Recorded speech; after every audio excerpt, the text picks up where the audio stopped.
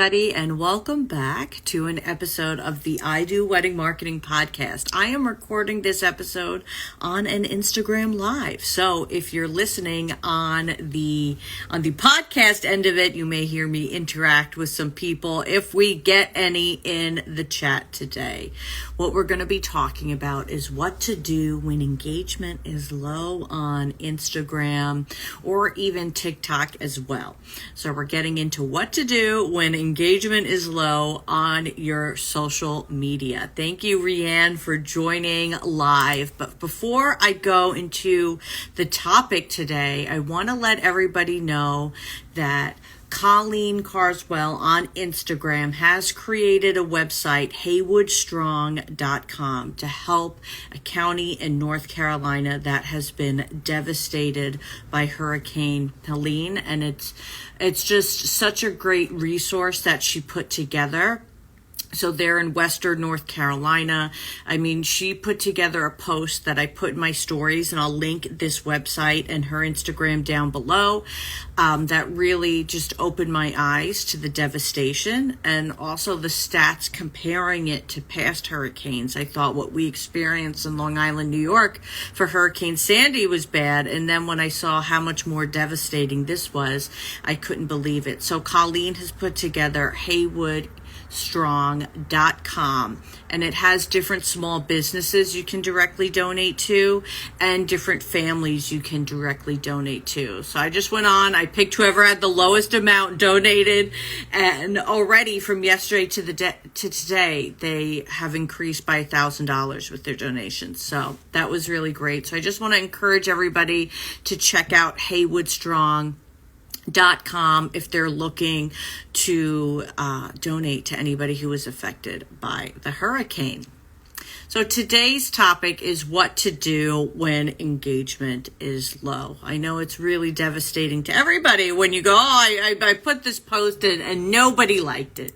Nobody saw it. Nobody did anything. Of course, I am of the belief that that post can still serve you later. You know, your feed can work a greater purpose. But the first thing I'm going to ask somebody when their engagement is low is I want to see what they're posting and if they are doing the right thing. So does your post have any storytelling in its caption? I do have a caption guide as a free download in my Instagram bio at I Do Wedding Marketing, or you can go to idoweddingmarketing.com and go to the resources tab for that. But I want to see that your captions are telling a story, that they're speaking of the process of working with you or who you are or the wedding you're showcasing. I want to see that your posts are tagging other vendors when applicable, and that they are even doing the collaborator feature, or that they're being shared to stories when you're tagged, that you're interacting with people, that you're not just posting and ghosting. And we'll get more into that later. But first, I just want to talk about the posts that you are doing. Are you putting the location, if that's applicable to you? That specifically, if you are a local business, putting those local locations, putting those locales are so important, because by putting the locations, that is searchable too. And it's also letting Instagram know where you are, who you serve, where you're located, and is helping that post to come up for people who are relevant and in your area. Think about the explore page and what comes up for you. And then think about how that explore page works.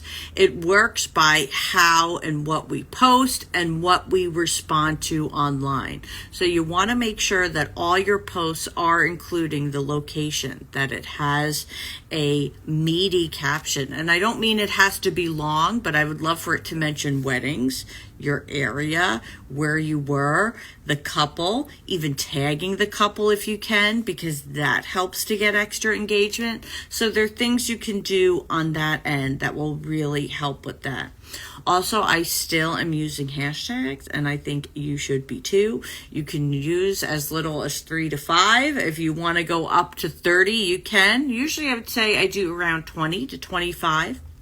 I've been asking ChatGPT to help me think of some hashtag ideas sometimes. You can make hashtag sets, but what I like to do is keep them at, let's say, 15 hashtags, and then I like to put in, let's say at least 5 hashtags that are original to that post. So it's always going to change it up a bit. Let's say if there's a cake in that post, then I would incorporate some of that. So this way it's not just always copy paste. So now let's go to phase 2. All right, you said I do all that. Everything you said, I'm doing in my post. I'm doing it. So now the next question I'm going to ask is, are you on the platform? Are you using the platform? Are you just scheduling posts to TikTok and then you're, well, they're not, no one's watching it? Same with Instagram. You have to be on it. It's like use it or lose it. Don't post and ghost. You do have to nurture it a bit. And this can be done in as easy as a few minutes. I really go by the belief of 10 minutes a day. And I'll do a list of, I'll go into 10 different locations or 10 different hashtags or 10 different accounts, and just keeping that number 10 to help me remember everything really smooth. But what do you want to do when you're engaging with people? Well, you want to view stories. You want to respond to stories. You want to comment. And it doesn't just have to be on brides and grooms. You can comment on other vendors, other colleagues, people who are following you. You could message people who recently followed you, especially if you notice. If they're following you and you notice in their profile maybe there's an engagement photo, or if their profile's public and you can see it, send them a message saying, hey, thanks for following, congratulations, this is such an exciting time. Start a conversation or say, congratulations, have you picked a venue yet? So then this way we're encouraging a response. So you have to put a little grease, a little elbow grease, or a little juice in the wheel. I'm just making up phrases. But you have to put in some effort and get on there and use it.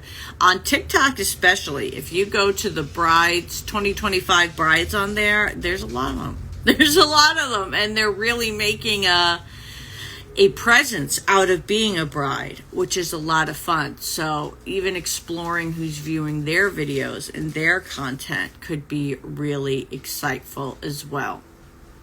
Another thing to consider, well, one is be more strategic with your collaborations too. If you notice that there are venues who are more likely to accept a collaboration, then I try to post in there so I can get more reach for my vendors, because that's my goal, to get them seen as many places as possible. So I will favor venues who will share the posts, who will repost them, who will put it on their feed.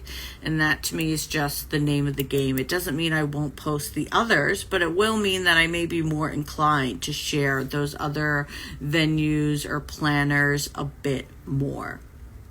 Another thing to consider, especially as we're getting to the holiday season, which for us is also engagement time, is to consider doing ads. And this is not something I normally talk about here because I do a lot of organic engagement. But you also know that I am a big believer in the company Wedding Industry Ads, who does Meta VIP days, Meta Ad VIP days, and Google Ad VIP days. So if you want to hear what they offer with that, let them know. You heard about it from Nina, and they will help you out. They do a lot of teaching you about, they kind of set it up for you, educate you, and then it's all set and you can just manage the funds and that stuff from there. So it's a really valuable way to either get additional knowledge on Meta ads for your business or even Google ads. You don't have to be someone who's familiar with it. If you are, you're just going to learn more, right? But if you haven't, then you'll just learn it all together with them. And it's a really cost-effective way to start playing around with ads and getting familiar with ads for your wedding business. If anybody has questions as I'm going, go ahead and stop me and you can ask your question and I'll give you some personal tips and advice and answers.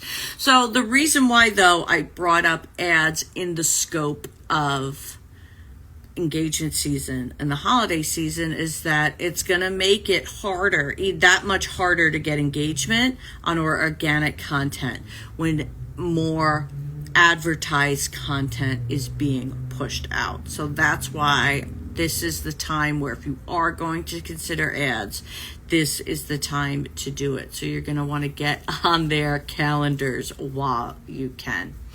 Another thing to do for your engagement is to look at what worked well before and to see what other experts are saying on what's working now, right? Because right now it's changing. It was previous that what was working was really short reels, and you would have to say see caption because you only had 6 seconds or less to get people to watch. Now Instagram is favoring the longer form reels, let's say 30 seconds, because people were kind of tired of that. I don't want to say sleazy, but it's how I even felt doing it, saying like, not giving the value statement in the reel because the reel had to be short to succeed.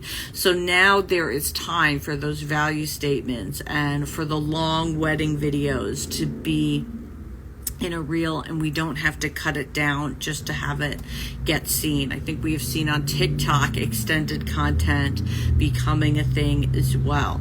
So that is something where you can change up what you're doing and observe these new trends. One of my favorite Instagram experts to follow is the Caitlin Rhodes, and it's Caitlin with a K, and it's Rhodes with an A, like RHOADES. And she has a lot of great tangible Instagram tips that you can take and use for your business. But look at your engagement, what's working. And it's not just about likes, guys, because blows my mind when I do my analytics reports for my clients, and we've been doing video walkthroughs now rather than just reports, is that the ones with the most reach very often don't have the most likes, and vice versa. It is crazy. So you might think something, was your most successful post, but then you have to decide, well, what is successful? Is it that it had the most attention visibly on it? Or is it that it was seen by the most people or got the most website clicks? It's kind of like when you go on the scale and you didn't lose weight, but you gained muscle. Okay, so you want to see which of your Instagram posts are gaining muscle. And that's why it's really good to go into those analytics and really study and look. Those analytics are available from the platforms themselves on the app, whether you're on TikTok or Instagram. For me, specifically for Instagram, I enjoy viewing the analytics through Later, which is also my scheduling platform. So I'll go to the analytics tab and it gives you one broad picture, but then I like to go into the posts and consume it a month at a time and see which had the most engagement, which had the most reach, which had the most likes, and compare what was really working with each one. Because like I said, I'm being blown away that the most, quote, popular post is not the one that necessarily performed the best. So that will be really helpful, making a practice out of reviewing that content and then saying, okay, let's do it again, especially from a venue perspective or any service provider. You may go, well, I've already showed that ceremony space, so why would I do it again?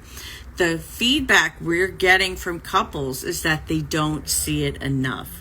We see it every day and we see all the photos of it and we think it's coming all the time, but they're not seeing it enough. And what we also forget is that not every post gets seen by everybody. So when we think we may be really, kind of spamming people with seeing the different ceremony setups, that's the example I'm using.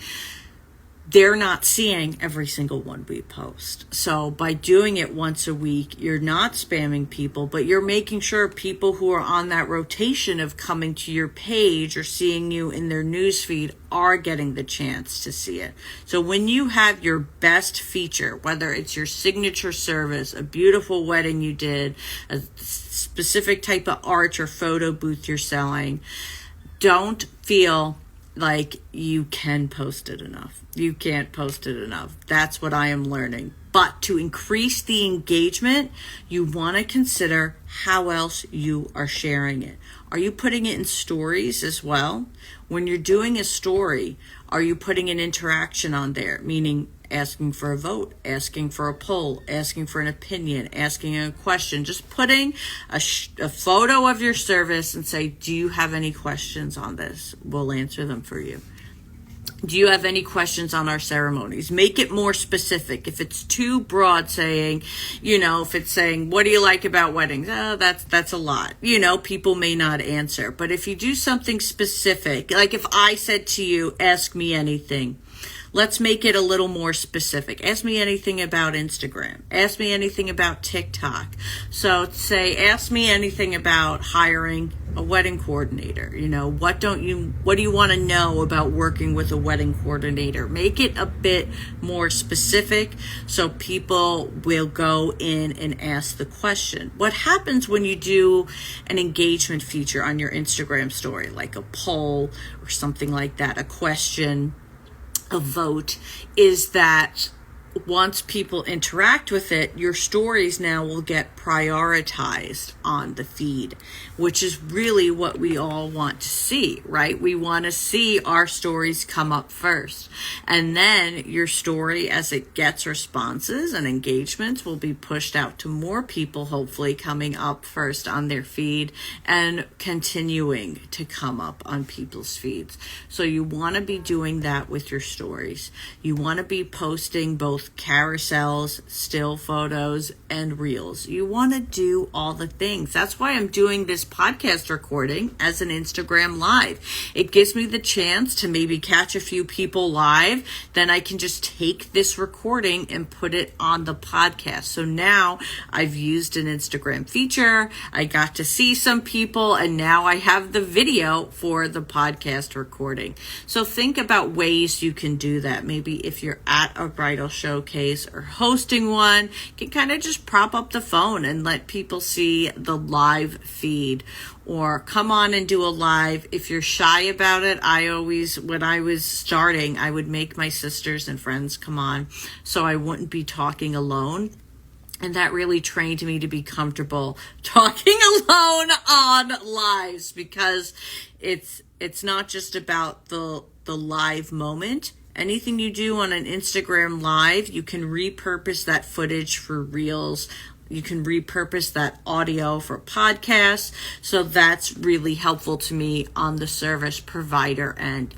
I'm just looking for my notes to see if I have any other engagement tips. And if you have any questions about engagement, please go ahead and ask them, or about social media in general, right? I am here to chat with you guys. So to summarize, we spoke about making sure the content that you post includes all of those important features, which I include in my free How to Caption guide. You can get on the resources of my website. You want to have your location. You want to have your hashtags. You want to have your vendor tags. And you want to have a good storytelling caption. You want to make sure all those elements are in there. Then you want to be using the platform. You want to actually be on it. For me, I don't see the significance to when you do it, right? If you do it before you publish the post, if you do it right after. But I do try to make an effort. If I'm scheduling a post for myself, let's say, and I know that every night at 8 o'clock I'm on Instagram, then that's when I'm going to try to post around, because I'm going to be on, so I'm going to be able to nurture that post. You want to make sure that post has, it's like your flower. You give it a little water. You want to make sure that it has its best opportunity for growth. And then we spoke about posting in different ways. TikTok now has story features where you can be posting things to stories. You can reshare when people tag you, which I've been doing on TikTok now. So it's really important to be on the platform and not just post and ghost. And the same, of course, goes here on Instagram.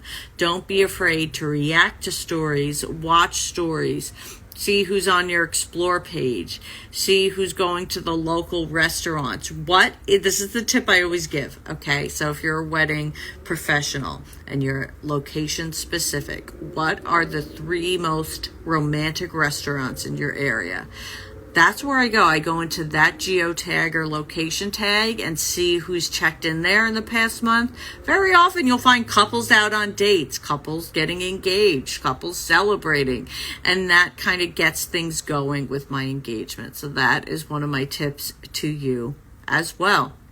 I want to reiterate what we said at the top, which is that if you visit haywoodstrong.com, there are resources of where you can donate to specific families and specific small businesses in need for hurricane relief.